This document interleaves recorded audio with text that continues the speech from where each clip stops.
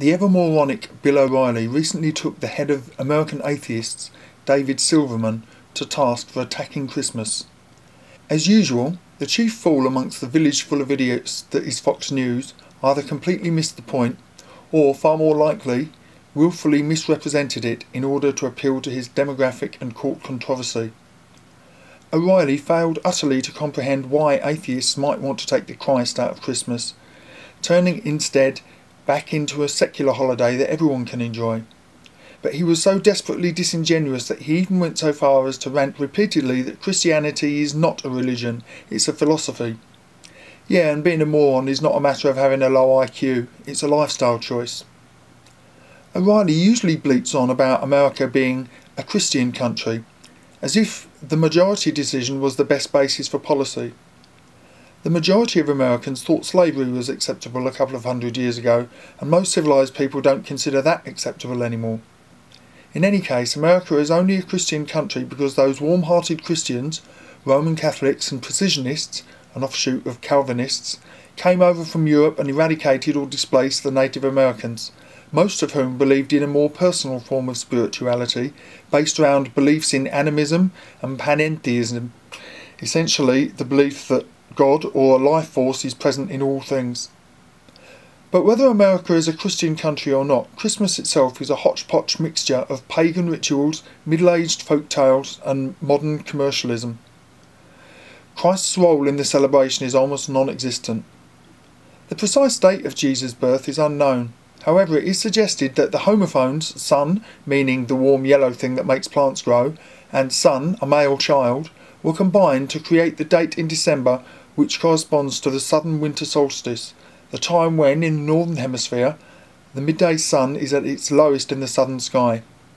This time of year, which has had significance to cultures going back as far as 10,200 BCE, was appropriated by the Christian Church around 400 CE. So, the date of Christmas, whilst not arbitrary, was certainly contrived, and unlike Independence Day in the US, bore no relationship to the timing of actual historical events.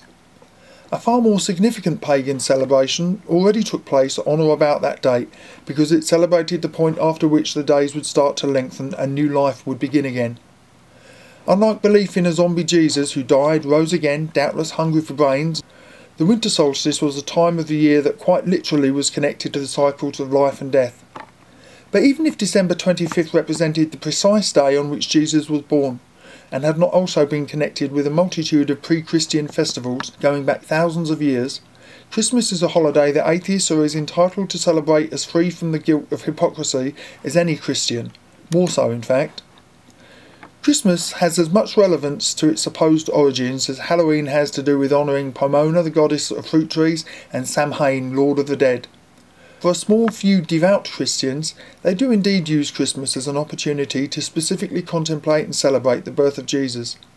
But for the vast majority of Christians, their commemoration is limited to a single church service and a few extra words during prayer time, if that. For the vast majority, Christmas has come to mean exactly the same things as it has for atheists. A short vacation during which we all make an extra effort to get together as families and celebrate what it means to be part of a close-knit group of people bound together by blood.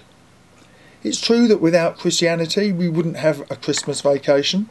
Maybe Thanksgiving would have been expanded, or maybe solstice would have flourished instead. Maybe we'd have nothing, who knows. For Christians, Christmas is a time rich in symbols. The manger, holly, the star, the wreath, bells and even the cross. For atheists, it makes no sense to adopt these ideograms of Christianity, but there are plenty unrelated to the Christ story. Santa, the tree, candy cane, snowmen, snowflakes and Rudolph.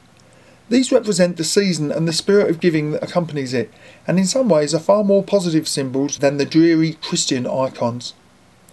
The Bible entreats Christians to be modest about the way they pray. Matthew 6:6 says, "But when you pray, go into your room, close the door and pray to your Father who is unseen. Then your Father, who sees what is done in secret, will reward you." Could anything be less private than the sickeningly ostentatious sight of the Pope's Christmas Mass in St. Peter's Square? However, to go back to the question from moron O'Reilly, a buffoon with more bluster than Hurricane Sandy, why would atheists want to take the Christ out of Christmas?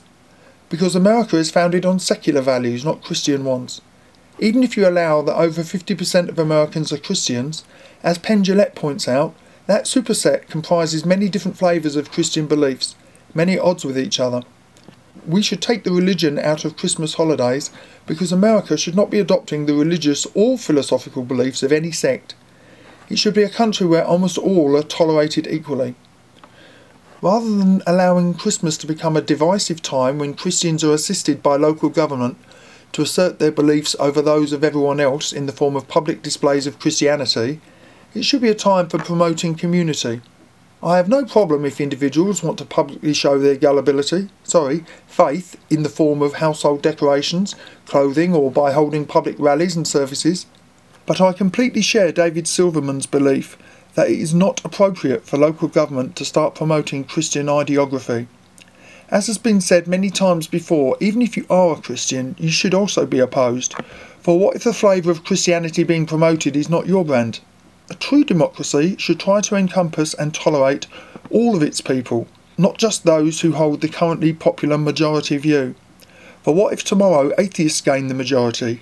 And, as Silverman points out, we start printing, "In God we do not trust," on our money. I don't want Christmas banned. I don't want people to stop celebrating Christianity at Christmas, but I do want to ensure that Christianity is not shoved down people's throats.